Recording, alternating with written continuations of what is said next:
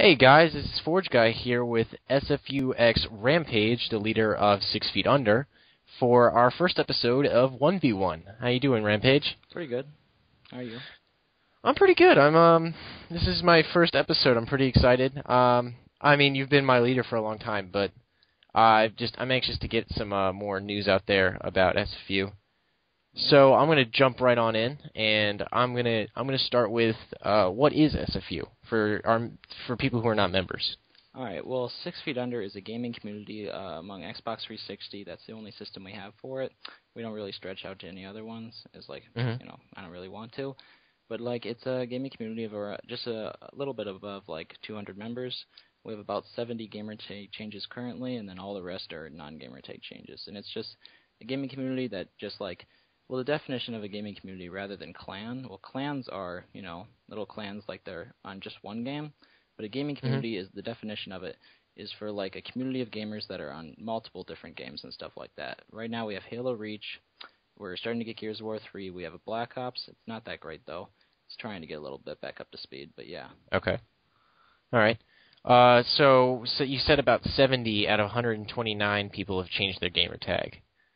Well, we have 129 members on this website, but overall I don't have an exact number.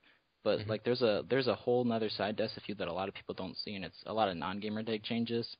And but there's over 200, even though we only have like 129 on the website. Okay.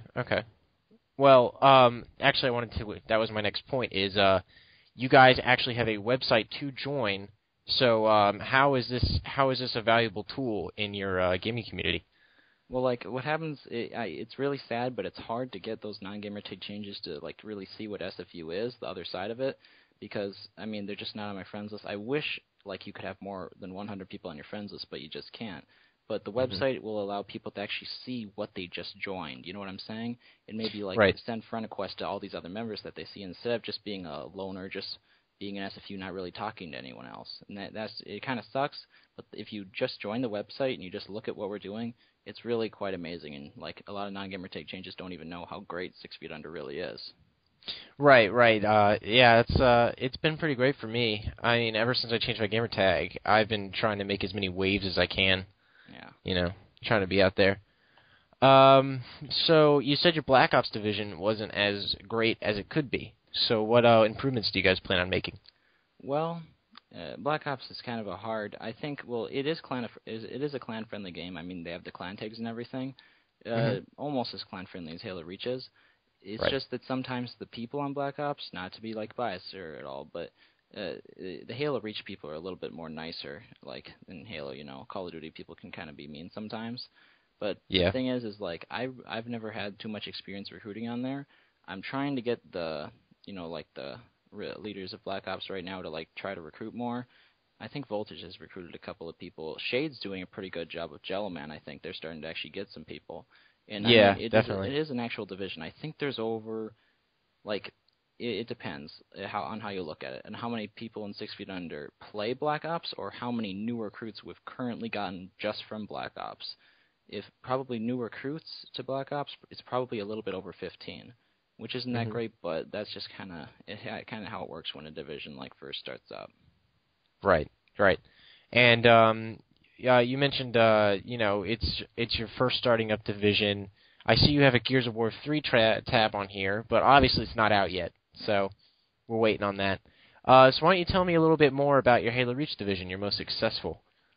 All right. Well, this dates. You weren't even really here back then. You've been in that. How long have you been in SFU, Forge Guy? About a month, actually. Well, SFU's been running for, I think it's just about 11 months now, I think, so it's been going for quite some time, and it dates back pretty far. Like, when the Halo Reach division first started, there was no such thing as a squad. We had around 25 members when Legendary first, when he was the founder and everything. But we had about 25 members, and we went by a red emblem, just all the same, and there was ranks, but there was no such thing as a squad. And what happened is I could pretty much write a book on this. There's so much information on the history of, like, 6 Feet Under and stuff like that. But what happened is, like, a little bit into it, after I joined, I changed my gamer tag, I could kind of see that Legendary kind of just started to like me, and he started to he made me Delta Squad leader. That was the very first squad of 6 Feet Under, if anyone didn't know that. And it stayed like that for quite some time. But yeah, what was I trying to say here? Oh yeah, how it first started up. So like, you know how people would just like join squads and stuff like that? Mm-hmm. Yeah, well, Yeah. then it became Echo Squad, and Dubbies was put to that, who was SFUx Dubs. And Right. yeah, it just kind of like built more and more and more. But the thing was, about I think a month and a half after it started up, this is how I started to like actually become in a leadership position in a way. Right. Like for a while, I'm not really familiar with the game, but for a while there, all Legendary started to play was Yu-Gi-Oh, and he wasn't really on Reach, and I don't really quite remember what it was, but it was a really, really big scare when Legendary's Xbox got the red ring and he was offline for about a week, and that was really, really hectic, and we lost a lot of members from that, and that was just awful. And I was trying to communicate. I was never at any really big leadership position at that point, and I was trying to communicate with founders such as Drizzy, who used to be Wheezy, and the Ridings.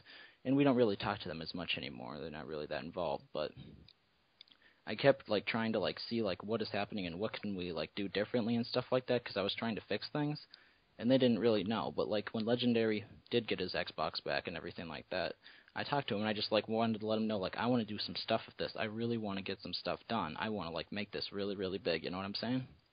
Yeah. So he kind of like over time I didn't really realize what he was doing to me. He was getting me really, really ready for the future and stuff like that, and making me a strong leader. Of course, like I did like all the dirty work. I did all the like the hardcore labor and not really the thinking. Right. But here's how it went. For about 6 months after that, I just like I recruited so heavily, like sending out so many clan recruiting messages and stuff like that. It is true I do not recruit anymore though, because I'm just not able to do it. I got right. You are a busy man, so yeah. But yeah, like, and then I think we got around 4 squads then, but it just kind of, then what happened was I started, the more and more people that I got, it's kind of like almost a lottery win of the members that you get, because some members are just going to be members and stuff like that, but you may get someone who honestly really wants to help out 6 Feet Under, and I see those people and I can recognize them, like you, Forge Guy. And like the more and more people that you got, then those people started to go try hard, and they started to recruit a lot, and it just started to really build into something really good, and here it is now, with 8 running squads, machinima team, competitive team, the whole works, do capture card, everything. Like, we have a great competitive team. Like, with only, well, we don't really do clan battles that much, but when we do get them, we've had 2, and we haven't lost yet. So we're going to on that. And basically, Halo Reach Division, I don't really see how it could get any more, like, better unless just more members. Right, okay.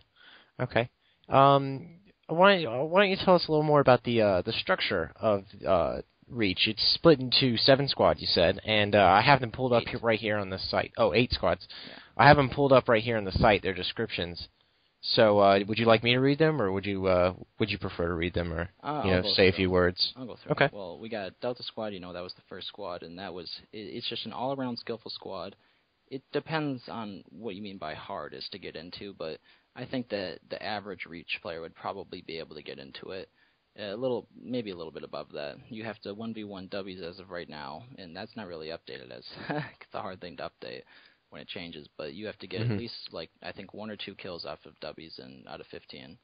Moving on to Echo Squad. Echo Squad, like, how it first started up when W's had it, like, when he was the squad leader, it was just a community squad, but we kind of changed it in, like, we didn't really want a community squad anymore. We just didn't like it, so we changed it in kind of into a waiting list, and usually when a new recruit goes on there, they stay on that for about a week or so until they can actually make up their mind, because there's people that most people don't really care necessarily what squad they go into in the very beginning, but there are some people that really, really want to actually have a great time in SFU when they first join, and they can't really make up their mind on the spot, so they just join Echo Squad for a little bit and see how things are, and then they figure out what squad they want to join. And then moving on to Zulu Squad, which I gotta tell you, was like an incredible squad when it first started up, and it still is. it's number one squad for most members. I mean, like, I think there's over about 30 people in Zulu Squad, I'm pretty sure, and it's got two portions. It's got Team SWAT, Team Snipers. We got Regicide currently right now, who is leading the Team Snipers version of it, and then we got Nighthawk, who is leading the SWAT portion of that. And moving on, Kilo Squad, the first leader that was Divine back when he wasn't a Reach Division leader or anything like that. And that's just custom game and firefight, and that's kind of more like the community squad, and that's kind of why we did that thing with Echo Squad, because there are no requirements to join Kilo. Whiskey Squad is really not that successful of a squad for some reason. I don't really know why. I love Whiskey Squad. I love the requirements for it. It's a kind of a really fun squad to go through the process of joining for it, because like I don't think like the leader of it actually knows how to like do the recruiting process, but I always for some reason end up doing the recruiting process for Whiskey Squad, and I have a lot of fun with that. And Tango Squad, just, of course, you got to have a Forging Squad, as you know, Forge guy. And Sierra Squad was really, really successful when it first started up. That's an arena squad. For those of you that do not know, the requirements are they were really detailed at first, and when Spectre first started up, but of course now he's a hierarchy leader with Soulbreaker. And yeah, now it doesn't have as many members, surprisingly. It used to have a lot of them. And then Bravo Squad, not that many members, but it's a squad that needs to stay, I'd say. It's led by Voltage, and that's an invasion squad, and it's got some interesting requirements that I kind of like. And all right. Yeah, that's the squads. Okay. Well, very quickly, because we're running out of time, I do want to put this up in its entirety on YouTube. I just have a couple more questions. What does the future for SFU look like? And wait, before I do that, how would one rank up in Halo, right. the division? So let me quick go to the page so I can exactly get everything here. All right. We have about 3 minutes left, so. All right. So there's multiple ways to rank up in 6 Feet Under. So the number one way is to recruit people. For each person you recruit, you go up one rank. You also got if you donate a Microsoft Point card, you can rank up I think 3-4 times. I think it is. And if you win a competition, you can rank up 3 times. Sometimes we give rank ups out, kind of like in a funny way. If someone does something like incredible, we just give them a rank up for the heck of it, and stuff like that. And if you're awarded Player of the Month, you can go up 4 ranks for that. Of course, how the ranking system works, like you have to have permission to get to a squad co-leader. Like you can't just rank through it and then like become a squad co-leader or anything like that. You need permission. You got to ask about that. Okay. All right, and then my last topic I want to touch on is what does the future look like for SFU? Both member-wise, and are you guys going to expand to other consoles? What games are you guys considering for the future? Very briefly, because we have about 2 minutes. All right, I'll go pretty fast here. So I think that, like Choice 4 right now is currently winning for 6 Feet Under's members, and that's never go above 300. I don't think we're going to become one of those gaming communities like KSI. I would never want that to happen, because like 6 Feet Under is my passion. I would never want it to become a business or anything like that. I just don't like that. And for other games, first I'll go back to that. We aren't going to expand onto any other consoles besides the Xbox 360, because I think it would be impossible in a way. It just would never work. And I could go into detail explaining that, but as you said, we don't got that much time. So, and then what's the last part? Like in how it's going to work, I don't think it's possible for 6 Feet Under to ever explode and stop. I think 6 Feet Under will be going 20 years from now, no joke. We have too many members for it to stop, and we have such a great community that it just can't stop. I don't think anything can really stop 6 Feet Under. And we're just going to keep going and going and going and going. We got Gears of War 3 coming up. I'm really excited for that. That's in 5 days. MW3 and a Battlefield division coming up here. All right. Well, thanks, Rampage. We're running out of time here, but if you want to get in contact with Rampage, or maybe go on to join SFU, check out SFUxgamingcommunity.com and sign up there.